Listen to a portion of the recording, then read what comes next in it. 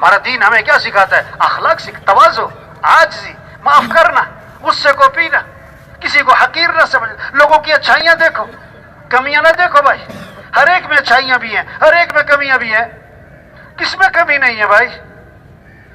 حضور صلی اللہ علیہ وسلم کے بعد جنازہ لایا گیا، آپ جنازہ پڑھانے کے لیے آگے ہوئے، حضرت عمر رضی اللہ عنہ سامنے آ گئے، آپ نے اس کا جنازہ نہیں پڑھانا، کیوں؟ انہو رجل فاسق، یہ بڑا فاسق فاجر آدمی، اس نے ایسا کیا ویسا کیا، آپ جنازہ مت پڑھائے۔ آپ نے صحابہ سے فرمایا تم میں سے کسی نے اس مرنے والے کو کبھی کوئی خیر کا، اچھائی کا، نیکی کا کام کرتے دیکھا ہے؟ کبھی کوئی نیکی کا کام؟ ایک صحابی کھڑے ہوئے، حضور میں نے دیکھا حرس لیلۃ فی سبیل اللہ، ایک رات ہی اللہ کے راستے میں پہرا دے رہے تھے۔ اللہ کے نبی آگے بڑھے اور آپ نے جنازہ پڑھایا اور پھر ان کو دفن کیا اور قبر پہ کھڑے ہو کے فرمایا لوگ تیرے بارے میں سمجھتے ہیں کہ تو جہنمی ہے اور میں اللہ کا رسول گواہی دیتا ہوں کہ تو جنتی ہے۔ ہاں، کیسے خوبصورت اخلاق سیکھا ہے، لوگوں کے کام آؤ۔ واللہ فی عون العبد ما کان العبد فی عون اخیہ، اللہ اس وقت تک اپنے بندے کی مدد میں لگے رہتے جب تک وہ اپنے بھائی کی مدد میں لگا رہتا ہے۔ تلاش کرو کون ضرورت مند ہے، لوگوں کے چہرے پڑھو، لوگوں کی ضرورتوں کا اندازہ لگاؤ، کہنا نہ پڑے، کسی کو آ کے کہنا نہ پڑے۔ عبداللہ بن عباس رضی اللہ عنہ مسجد نبوی میں ہیں اور اعتکاف میں ہیں، اعتکاف بھی، اور کہاں مسجد نبوی کا، ایک شخص کو دیکھا، اس کے پاس گئے، وہ نہیں آیا، یہ خود گئے اور جا کے انہوں نے کہا کہ مجھے تم پریشان لگ رہے ہو۔ کیسی بات، وہ نہیں آیا کہ حضرت میں پریشان ہوں میری کوئی مدد کریں، نہیں، انہوں نے اس کے چہرے سے اندازہ لگایا کہ تم مجھے پریشان لگ رہے ہو۔ انہوں نے کہا واقعی میں پریشان ہوں، آپ صحیح سمجھے، میں بڑا پریشان ہوں۔ کیوں؟ فلاں آدمی کا میرے پر حق ہے۔ یہ ہے جب ایمان بنتا ہے نا، آدمی کو فکر لگتی ہے کہ میں نے لوگوں کے پیسے دینے، میں کیسے دوں؟ لوگ اس کے پیچھے نہیں پھرتے، وہ پھرتے، اس کو فکر لگی ہوتی ہے میں نے لوگوں کا حق اتارنا ہے، کہ فلاں آدمی کا میرے پر حق ہے۔ اور اللہ کے نبی کی قبر کی طرف اشارہ کیا، اس قبر والے کی عزت کی قسم میں اس حق کے ادا کرنے پر قادر نہیں ہوں، اس لیے پریشان ہوں۔ ابن عباس رضی اللہ عنہ نے فرمایا اگر تم کہو تو میں تمہاری سفارش کروں، میں چلوں، میں اس سے جا کے بات کروں۔ انہوں نے کہا جی بڑی مہربانی ہو۔ جوتا لیا، مسجد سے نکلے اور چل پڑے۔ انہوں نے کہا حضرت آپ تو اعتکاف میں تھے، آپ بھول گئے اپنا اعتکاف؟ فرمایا نہیں نہیں، میں بھولا نہیں، مجھے یاد ہے میں اعتکاف میں تھا، پھر بھی اعتکاف چھوڑ کے نکل آیا۔ پتہ کیوں نکلا ہوں؟ پتہ کیوں نکلا ہوں؟ اللہ کے نبی کی قبر کی طرف اشارہ کیا، میں نے اس قبر والے سے سنا ہے اور ابھی زمانہ زیادہ نہیں گزرا، اور یہ کہہ کر آنکھوں میں آنسو آ گئے کہ آپ نے فرمایا جو اپنے مسلمان بھائی کی حاجت کو پورا کرنے کے لیے چلے پھرے کوشش کرے، یہ اس کے لیے 10 سال کے اعتکاف سے افضل ہے۔ کون 10 سال کا اعتکاف کر سکتے بھائی؟ کیسا خوبصورت دین ہمارا، کہ لوگوں کے کام آؤ، لوگوں کو نفع پہنچاؤ اور تم لوگوں کی مدد کرو، اللہ تمہاری مدد کرے گا۔ اللہ تمہارے کام پر کسی پہ ظلم نہ کرنا۔ ہمارا دین کیا سکھاتا ہے؟ جانور پر بھی ظلم نہ کرنا۔ حدیث میں 2 قصے آتے ہیں بڑے عجیب۔ ایک عورت تھی فاحشہ، بد کردار، کتے کو دیکھا پیاسا ہے، کنویں کے پاس کھڑا، ہاں پڑا پیاس سے، اپنا دوپٹہ اتارا، جوتا باندھا اور دوپٹے کو کنویں میں لٹکایا اس فاحشہ عورت نے، اور کتے کو پانی پلا دیا۔ اللہ نے فاحشہ عورت کی کتے کو پانی پلانے کی وجہ سے مغفرت فرما دی۔ ایک نیک عورت تھی، نیک عورت، کس پر ظلم کیا؟ جانور پر، انسان پر نہیں، بلی پر۔ بلی کو باندھ دیا، اسے چھوڑا نہیں کہ کچھ کھا لے اور کھانے کو کچھ ڈالا نہیں، بلی بھوکی مر گئی۔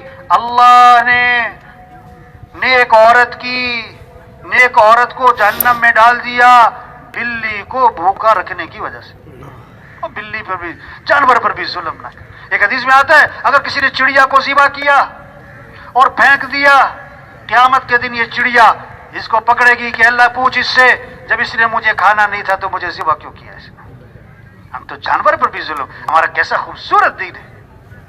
ایک اللہ کے نبی نے فرمایا ایک آدمی جا رہا تھا, راستے میں اس نے دیکھا کہ ایک درخت کی شاخیں ہیں جو راستے میں جھکی ہوئی ہیں, جس سے گزرنے والوں کو تکلیف ہو رہی ہے. یہ اپنی سواری سے اترا اور شاخیں کاٹ دیں تاکہ گزرنے والوں کو آسانی ہو جائے. اللہ نے اس عمل کی وجہ سے اس کی مغفرت فرما دی. کیسا خوبصورت تھی. لوگوں کے کام آؤ, ظلم نہ کرنا. دو گناہ ہیں جن کی پکڑ دنیا میں آتی ہے, بہت جلدی آتی ہے. ایک ماں باپ کی نافرمانی, دوسرا کسی پر ظلم. ایک شخص دونوں ہاتھ کٹے ہوئے بازار سے گزر رہا ہے اور چیختا بجا رہا ہے, لوگوں مجھے دیکھو اور میرے سے عبرت حاصل کرو, کبھی کسی پر ظلم نہ کرنا. اے لوگوں مجھے دیکھو اور عبرت حاصل کرو, دیکھو کبھی کسی پر ظلم نہ کرنا. یہ کہتا ہوا جا رہا ہے. ایک آدمی آیا کہ بھی کیا مسئلہ ہے.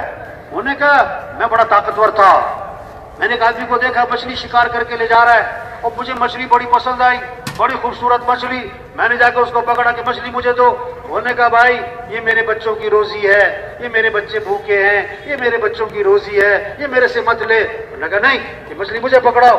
اس کو 2-3 لگائیں, مچھلی اس سے چھینی اور گھر آیا, اس کو پکایا, اسے کھایا, بڑا مزہ آیا. تھوڑے دنوں بعد میرے انگوٹھوں میں درد شروع ہوا. میں طبیب کے پاس گیا, اس نے کہا زہر پھیل رہا, یہ دونوں انگوٹھے کاٹنے پڑیں گے ورنہ ہاتھوں میں آئے گا. ہاتھ انگوٹھے کٹ گئے, پھر وہ درد ہاتھوں میں آیا. پھر کیا, اس نے کہا یہ زہر ہاتھوں میں آ گیا ہے, یہ کاٹنے پڑیں گے ورنہ کلائیوں میں جائے گا.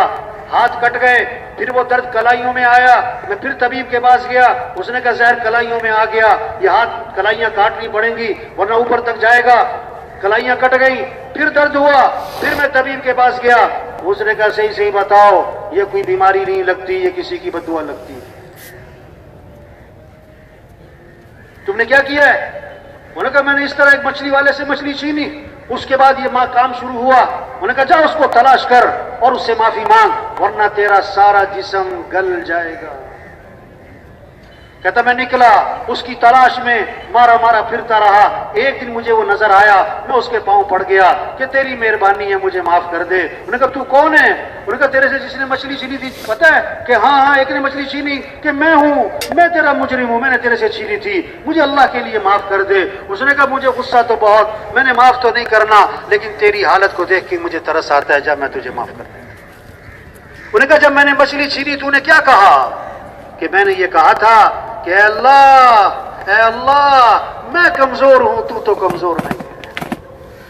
یہ بڑا طاقتور بنا پھرتا ہے, اے اللہ تو میری طرف سے اس سے بدلہ لے.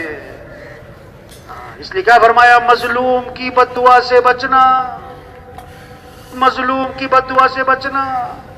جب وہ کچھ نہ کر سکے گا تو بد دعا تو دے گا, اور اس کی اور اللہ کے درمیان کوئی حائل رکاوٹ کوئی نہیں ہے, اور رکاوٹ کوئی نہیں ہے. اس لیے کہتے ہیں ان لوگوں سے مت ڈرو جو اپنا بدلہ خود لینا جانتے ہیں, ڈرو ان لوگوں سے جو اپنا معاملہ اللہ پر چھوڑ دیتے ہیں. ہمارا دین کیا سکھاتا ہے؟ وہ ظلم نہ کر. ہاں معاشرہ جنت بنے گا, ملک کا, محلے کا, خاندان کا, جہان کا, سارا معاشرہ خوبصورت بنے گا. کب؟ جب حضرت محمد مصطفیٰ صلی اللہ علیہ وسلم والی تعلیمات زندہ ہوں گی.